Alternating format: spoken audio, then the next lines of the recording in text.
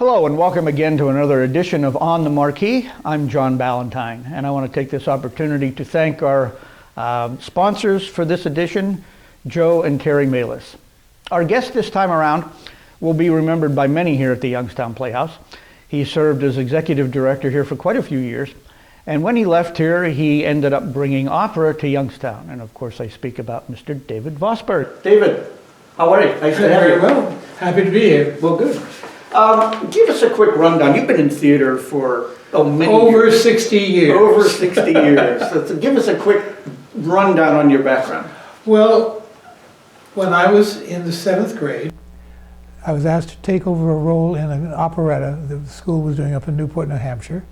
I guess because I had been in children's choirs and things, and of course it was typecasting. I was 60 years old with a man with 8 children. Mm-hmm. But it was a lovely Victorian theater up on top of the City Hall, horseshoe balcony, the whole routine. I remember standing in the wings being very, very nervous until I walked to center stage and I went, this is where I belong. Mm-hmm. I had found home. When I was 15, I made a connection through a friend of my mother's with a summer theater in Pomfret, Connecticut, and was taken on by Noel Taylor, who was originally from Youngstown. His grandfather was one of the owners of Youngstown Sheet and Tube. So you got a connection way back there. Right, which I didn't realize for a lot of years. And as an apprentice, and I started playing roles. I did 2 summers there. I did a summer after I graduated at the Peterborough Playhouse. So I started doing theater, and I started taking voice lessons in the midst of all that and started singing. So I'm very lucky. I've done nothing but theater. I've rarely had to work outside of my profession in 60 years. Mm-hmm. And that's unusual. Yes. Oh, yeah, especially in this business. Oh, yes. And you were in one of my favorite shows of all time. You were in the original Broadway company of 1776. I was. Tell us a little bit about that. It was supposed to be a flop. People say, who the devil wants to go see a musical about the Declaration of Independence? And I had been in Maggie Flynn with Shirley Jones and Jack Cassidy, which I thought, well, this has got to be a hit. And of course, it was a flop. It didn't run at all. And I took 1776 simply, well, it'll get me over the holidays and I'll find something else in the spring. 2.5 years later, I was still there. I finally had to leave because I fell asleep on stage 3 times in one matinee, sitting on my little stool. And I thought, I think it's time to move on. But that was kind of the beginning of it, because I was hired as chorus, but the union came in and decided to know that we were playing characters, so we were all principals. And I did do a national tour of it for Columbia Artists in the bicentennial year. So it really was a great surprise, but it was an absolutely delightful show, beautifully written. Peter Stone did a beautiful, beautiful script rather, and the score is very serviceable, fun, and the orchestration is very true to the sound of that period. It's got a reason to be. It's got a story to tell. You've got something to learn from. Now, what role did you play? I was Roger Sherman from Connecticut, of course, and being a New Englander. However, when I went on the national company, I was on the other side. I was Edward Rutledge from the South. Oh, okay. And I was pro-slavery and everything, and I sang Molasses to Rum to Slave. That is a great number. And when I did it for the first time in South Carolina, I was scared to death, because I thought, how are they going to react to this? But this lovely lady at the opening night party said, you know, that's exactly the way my grandmappy said it was. So, but it was a terrific role, a terrific role. It is, it really is. Now, you were executive director here. From 95 to 2000. From 95 to 2000. How did that come about, and what brought you to this position? Well, you know, I tell my students in theater there's 3 things you need to deal with. You either, if you don't like what you're doing, you either find a different way to be seen by the people who cast you, or become the best at it that you are, or you get the hell out and do something else. I had been understudying Werner Klemperer from Hogan's Heroes in the revival of Cabaret with Joel Grey. And I was on a lot because he was off doing concert dates and such. And after that, every job was offered to me was to be the tenor, sing all the high notes, play 2 or 3 small roles, and cover 1 or 2 major roles. And being the eternal understudy was not happy to me. It's nerve-wracking. Plus the fact that my partner and I were aging, and I had been touring. The last 10 years I was in the New York area, I was on the road 6 out of 10 years. And I just wanted to go to bed in my own house and wake up in my own house for a change. So I was looking for some place to do that. And the one place, because no one was interested in me in any other way, was the Youngstown Playhouse. So I did a little research, found out, well, you've got a symphony orchestra, you've got a ballet company, you've got a national public radio station, in the university, I think I can live here. Well, we're certainly glad you did, because the years that you spent here, I mean, they were fun years. I mean, they were not that the other ones aren't, that's not what I mean. But you did a lot of really fun shows, a lot of interesting productions, and the mix of the seasons was really fun. Well, you know, you have more autonomy as an executive director or artistic director than you do as a performer. As a performer, you are what somebody else hires you to do. Whereas when you're an executive director, you can put together a season and do some plays just because you really love to do them. I mean, I wanted to do Charlie's Aunt, and people say, oh, you know, I can't get away with that old horse. Well, it was wonderful, and it played like gangbusters because it's a good script. It's still a good script. Yeah. So, you know, there were some that didn't work quite as well as I would have liked to have. Sometimes the biggest problem was finding the right actors who are available. I think that's an ongoing problem all the time. Especially when it comes to men always Oh God, we almost had to cancel 1776 when we did it because I was 3 men short and we were 4 weeks into rehearsal and I was having nightmares every night because I thought, we're past the point of no return, but where am I going to find these men? And at the last moment, we did find everybody we needed. And that seems to be an eternal problem, not just with the Playhouse, but with almost every community theater. Well, we have the same problem with the opera company. We're about to do auditions. We have 60 people auditioning at this point or applying for auditions. I would say 40 of them are women and 20 of them are men. Right. And we're doing that Scottish play as an opera, and it has a lot of male parts. And I've started to have the nightmares again. Well, with community theater, I mean, there's so many community theaters all over. I mean, especially in Ohio, Pittsburgh, Cleveland, all over this area.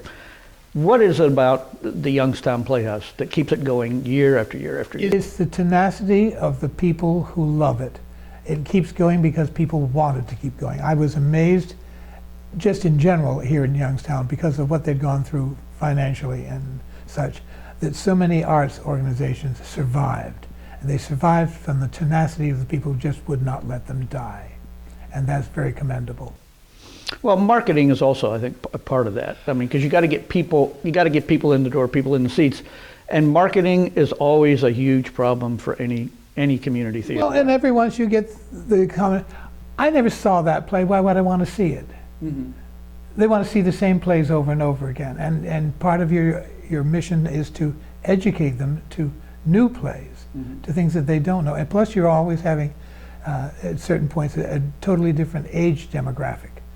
And you kind of please the old guard who want to see, you know, Fiddler on the Roof and My Fair Lady, or are you going to cater to the youngest who want to see Rent or Nearly Normal and things like that? And you try to mix the two because, first of all, you've got to fill the seats, and although it's not your only income stream, it's an important income stream. Right. And if you don't have people in the seats, then why are you doing it? Exactly. Yeah. Now, is there a specific marketing kind? I suppose strategy is not really the word I want, but I guess maybe it is. A strategy for a theater like this, in an area like this, what's the best marketing process to get? One of the things I found out about Youngstown is don't ask somebody if you should do it, just go ahead and bloody do it. It was the same with the opera company. Nobody asked us if we wanted to start an opera company. In fact, I thought it was the craziest thing I'd ever heard of. I'd given all my opera scores away and all this. I didn't think we were going to do an opera, and we're surviving very nicely. You have to build up a core audience who will support you. And audiences are very venue loyal. You know, there's the audience that comes here, the audience that goes to the Hopewell, there's the audience that goes to the Rust Belt, and they're very different demographics. It's not a lot of overlap, and you've got the most expensive one to run. There's, you know, the overhead for an organization like the Youngstown Playhouse is very, very high. Right. When I came here from commercial theater, I suddenly joined what I call the Tin Cup Brigade. Your customer, excuse me, would you like to contribute? You know, so it's hard to say what is going to get an audience because you don't know until you do it. The university, one of the offers we did when I was directing it was Handel's Xerxes, and I thought, oh God, who's going to want to see an opera seria with a countertenor singing the male lead and girls singing boys' parts and all this? I thought if there were 35 people showed up, we sold out. Mm-hmm. So you just never know. Yeah. You've got to just take you take the measure of what has worked to a degree, and sometimes you just have to go on your gut feeling. Mm-hmm. Mm-hmm. Let's go back for a minute. I'm doing a lot of work right now in the archive room, and I'm coming across. Good luck. I think you need a GPS in there just to find where you have to go. And a mask so your dust doesn't set up. Exactly, yeah. But I'm finding, newspaper articles from, way back in the 30s and the 40s, and a time when the Youngstown Playhouse was pretty much the only game in town, except for the professional theaters that were downtown. What do you think the Playhouse has meant? How has it benefited and meant a lot to this area in this town since it began? Well, less and less are people dealing with seeing live theater. In fact, it's gone from the movie screen to the television screen to the iPad and such. And getting people in to see real theater is where the audience is part of the show. I mean, we do it for you and with you. We as actors play on your energy. Mm-hmm. I remember we did some things down in the arena, and one of my students from YSU came. She said, "Oh, it was so funny. I had to put my scarf in my mouth to keep from laughing out loud." I said, "You're allowed to laugh out loud, because down there you were never more than 4 rows away from the theater. Yeah, exactly. You were in the show whether you wanted to or not." Mm. And discovering the fact that is such a different thing, that you are in the place that it's happening, and it's happening for you now, and you're part of it, is very important, because that sense of community, of being in an audience and all experiencing the same thing at the same time, from one human being to another. Right. And I think that's the most important thing that things like the Playhouse can continue to give to the community. Yeah, it's unfortunate that we lost that space, because it was a great space. It was so it was great fun to do things, because down there, you could do a play that cost you maybe $50 a night, so you sold 4 tickets, you were solvent. Yeah, exactly. So we did some really interesting things down there, and it was a great place to try out new directors and see how they dealt with it, because it was we could give them a support system that the rest of the Playhouse has, but at the same time, we could allow them to try themselves out. And it was very, very valuable. Nice experimental little theater. I enjoyed it very much. It was fun. It was. Now I ask this question of everybody that we have on this show. Everybody has great theater stories, whether they happened at the Playhouse, whether they happened somewhere else. I am sure you have got some great theater stories you could just entertain us for a week. I could indeed. Well, probably the most famous one was. There were some people who doubted my resume when I came here, which was always surprising because it's so easy to check and such. However, when Patti LuPone, 30 years later, thanked me on the Tony Awards, my phone didn't stop ringing. "Are you that David Vosburgh?" I said, "Yes," because you could only have one David Vosburgh in the union. And it came about very strangely. I was in Evita, which I didn't think I would get cast in. What was I as a waspy opera singer doing in an Argentinian rock opera? But Patti was having trouble singing the show, and she was losing her voice several times a week because people taught her the notes, but not how to physically do it, not the technique. And so she was leaving show with missing performances, and my partner came in from New York. He said, if she doesn't get together, they're talking about replacing her in New York. You've got to teach her how to sing. I said, "Me? I've never taught voice in my life. I'm, the tenor in the third row of the chorus. How do I walk up to the star and say, I can teach you to sing?" He said, "Well, don't worry, she'll ask you in 3 days." On the third day, we were about to make an entrance, and I was one of her bodyguards. She said, "By the way, I want to take voice lessons with you." And I fell on stage after her. Well, we started working together, and from that point on, she did not miss a show. In fact, she's at 67, still singing gloriously. Mm-hmm. So it was the case of the right person in the right place at the right time. It wouldn't have worked with anybody else, but if I'd said to her, "Chew glass and jump out the window," she would have done it. She trusted me entirely. And I asked her why. She said, "Well, don't you remember in Los Angeles house, you were passing my dressing room, I was having trouble with the note, and I said, how do I do this?" You said, "Oh, do such, such, and such." I said, you corrected in one sentence what the people I was flying out from New York couldn't solve." Wow. I didn't even remember it. That's amazing. So that's my amazing story. That's your amazing story. I got to take a quick break here. I want to thank again our sponsors for this edition, Joe and Carrie Malis. Now the Playhouse is approaching 100 years. So am I. Yeah, so am I. What would be your advice to the powers that be to keep this place going another 100 years? Well, the first thing you have to do, and it's unfortunate, is fundraising. Fundraising is absolutely important. The industry standard for not-for-profit theater performance of any kind is 50% earned income and 50% donations or foundations. And that's hard to do because you're competing with the same money that helps feed the homeless and all the social services that need to be done. But you have to convince people that this is a social service. This is one of the things that makes Youngstown attractive to somebody to move here. It's an asset. And it's hard. And you never stop. You never stop begging for money. And it gets very wearing on a company. The fun thing is to choose the plays and cast them and put them on the stage. But that's the tip of the iceberg. It's the rest of it that keeps that above the water level. And that is just hard to do. And you just have to have people who are dedicated to do it. And it's a thankless job. You know, your board members don't get paid, you know, and yet they're primary to keeping it going. And do what you call arts advocacy, keeping the powers that be aware that this is important. This is necessary. This is not frivolous.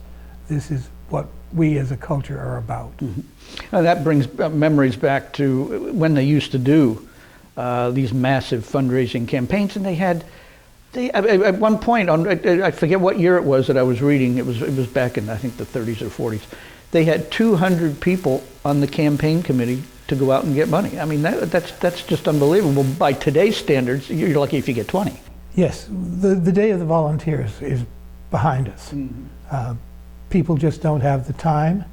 We also don't necessarily have the industries here who have a history of philanthropy. I had trouble saying that. And you have to rely on getting more money from fewer people rather than less money from a lot more people. There's no other way to do it. And it's hard. It's very hard. It is, yeah. I mean, I fight that all the time. Luckily, my board does it at the opera company and lets me do the fun stuff. But it's constantly worrying, and you're competing with each other. Right. The more theater companies there are in town, the more you're competing for the same shrinking dollar in many ways, and your audience is aging out, and this is all an ongoing problem. I don't know a solution to it. The Metropolitan Opera hasn't solved it, and you know, Broadway has done it by raising tickets prices up into the hundreds of dollars a seat. I can remember when the first time I did a Broadway show, I got $125 a week. Yeah. Now I couldn't get a seat to see one for the same price. Exactly. Now you've alluded to Opera Western Reserve a number of times. When you left here, that's what you did. Now how did all of that come about? How did Opera Western Reserve start? It's very convoluted. As soon as I was here, the member of the board asked me if I was interested in teaching at YSU. And I had been teaching at several universities and acting students. I said, sure, I'd love to. So I started teaching across the board, understanding theater and filling in directing classes and things when somebody was on sabbatical. And all of a sudden, Dr. Henneman, whom I'm sure you know well, said, would you be interested in directing the operas? I went, oh, I had given away all of my opera scores. I thought, I'm in Youngstown, when am I ever going to do another opera? So for 16 years, I designed and directed the operas at the university. Because of the success of particularly the Butterfly that we did, several people, including the then existing Opera Guild, Youngstown Opera Guild, started twisting my arm and believing they had to start an opera company. I said, you've got to be crazy. It's expensive. It's a limited niche audience for these things. It's a lot of work. You sure you want to do it? Well, Pat Kavik, who had been very involved with Pittsburgh Opera as a board member and such, convinced me to do it. So we tried a dinner theater opera in the ballroom. We had 200 dinner theater seats, and we sold them out almost overnight. And we sold another 100 seats. People just wanted to come and sit in seats and watch the opera. So then they invited us to move upstairs. Well, now, this would be like going from the arena to the main stage. Exactly. We went from 300 seats to 2,400 seats overnight. Scared the devil out of me. We did Pagliacci, and the audience came, and they stayed. And we were also lucky, so it really, all of the Opera Western Reserve happened because I came to the Youngstown Playhouse. And also the years I was here, I knew the artistic community. Mm-hmm. So I had resources that I could put my fingers on very, very easily. But it's just ongoing, and I'm very happy about it. I love doing it. I sang 32 opera roles. I did not make a career out of it. Broadway supported my opera habit, is the way I put it. But it was my favorite way of working, and so that's how the opera company started 15 years ago. We're celebrating 15 years at this point, and we're solvent. Well, I'm amazed, but we are. Well, I had a great time when I did Porgy and Bess. Well, we were glad with you guys. could. It was, because it's one of my favorite shows anyway, but it was such a fun experience, and you got to work with different people than you would normally get to work with in a community theater setting. And it was great fun. Unbelievably talented. Oh yeah, they were fantastic. Yeah, they were fabulous. Well, what are the challenges? How are the challenges different in running an opera company as opposed to here? Well, the specific demands of singing an opera role are very different. You know, you either have the vocal training to do it or you do not. So we do some importing, not a lot. We part of our mission statement is to provide a platform for people who are either here or are from here or have some connection to here. And so we really, most of the time we can do it with all but say 2 or 3 people. Finding tenors is hard. Mm-hmm. And unfortunately I'm too old to sing the damn roles anymore myself. Mm-hmm. Otherwise I'd be up there, I want to tell you, doing it. But we try to use singers here and give them a chance. Most cases they're singing a role for the first time.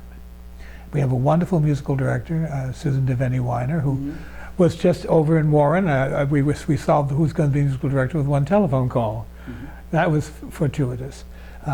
Giving singers a chance to sing with a professional company, with an orchestra, on a world-class stage. The acoustics there are unbelievable. Oh, yeah. Even just the opportunity to audition in that space is unusual for an opera singer. So that is the problem, because you're adding to it a training and a type of voice which is harder to find. Mm-hmm. Kids aren't going to learn to sing in school anymore. No, they don't. So that's probably the biggest problem. I love to, when I can, if we've got need dance, to deal with the people down at Ballet Western Reserve, which I've done several times. I need some straight actors to do spear carriers in Macbeth. Oop, I said that word. We have to erase that from the tape. And I'm hoping that I can, recruit some people from here. And I needed, in Porgy and Bess, I needed actors. Mm-hmm. And it was interesting that most of the actors had to be white, mm-hmm. because, of course, it's an African-American cast. Right. And I solved that also with like 3 phone calls. Everybody asked it, yes, sure, I'd love to. I said, okay. So it's not a problem to solve that's difficult. It's all putting on plays is problem solving. Mm-hmm. Well, along that same vein, and you kind of touched on it there a little bit, is there some way that the opera and the Playhouse would be able to work together somehow, just to benefit, to help the arts community? You know how tough arts is. And it would help for the two to work together. Trying to explore that, because we all get we put blinders on because it takes so much energy to do what we're doing that sometimes it's hard to look beyond that. What the symphony just did with the Guys and Dolls was terrific. I thought that the 4 principals who came in, well, one of them was from here, mm-hmm. John Cox, and I've watched Natalia Hagen since she was 5 years old. Mm-hmm. Very proud of her, she's wonderful. Mm-hmm. But the rest of it were community performers here and Easy Street Productions and such. So that was a wonderful collaboration.